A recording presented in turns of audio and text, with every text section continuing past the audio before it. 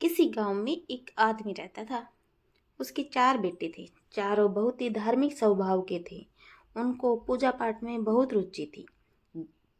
गांव के सभी लोग कहते, ना जाने इसके घर में ऐसी औलाद कैसे पैदा हो गई।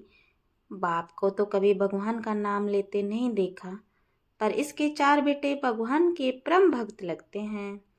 ना जाने इसके कौन से जन्म के अच्छे कर्म हैं, जो चारों बेटे इतने अच्छे निकल गए। दोस्तों, समय बीतता गया। बेटों ने अपने पिता से भगवान की भक्ति करने को कहा।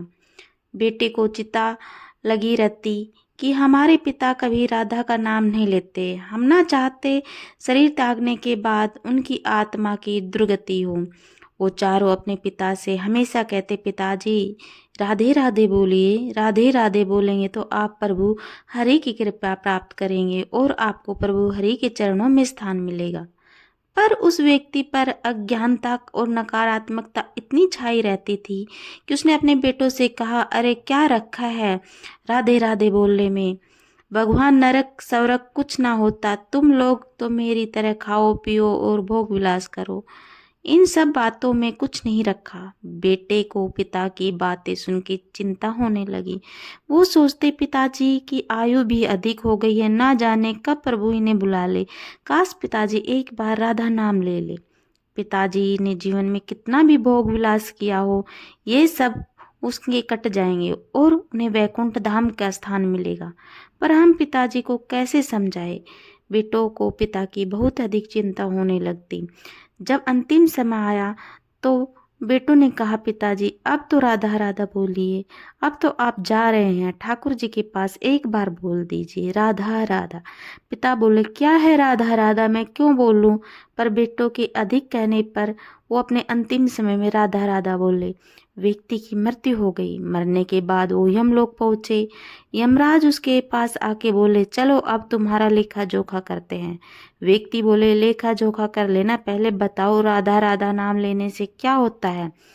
यमराज बोले, मैं ये नहीं जानता, तुम मुझे दुविधा में डाल दिया। चलो इंद्रदेव के पास चलते हैं, उन्हें पता होगा। व्यक्ति बोला, मेरा जुर्म अभी साबित नहीं हुआ है कि मैं पाप पात्मा हूँ या पुण्य आत्मा हूँ,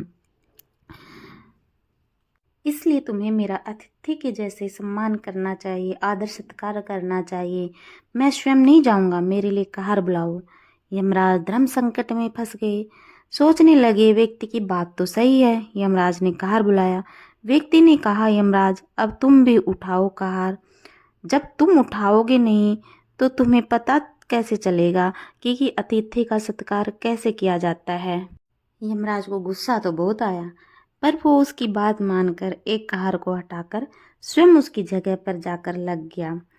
और वो व्यक्ति कहार के बैठे इंद्रदेव के पास गए। यमराज को इंद्रदेव के सामने देखकर इंद्रदेव पूछने लगे कि कहो यमराज, क्यों आए हो। तब यमराज बोले, इंद्रदेव राधा नाम लेने से क्या होता है। इंद्रदेव बोले, मुझे इसका उत्तर नहीं मालूम, चलो ब्रह्मा जी के पास चलते हैं, ये लोग जानते होंगे कि इसका क्या अर्थ होता है। अब व्यक्ति कहने लगा, मेरे कार को इंद्रदेव भी उठाए।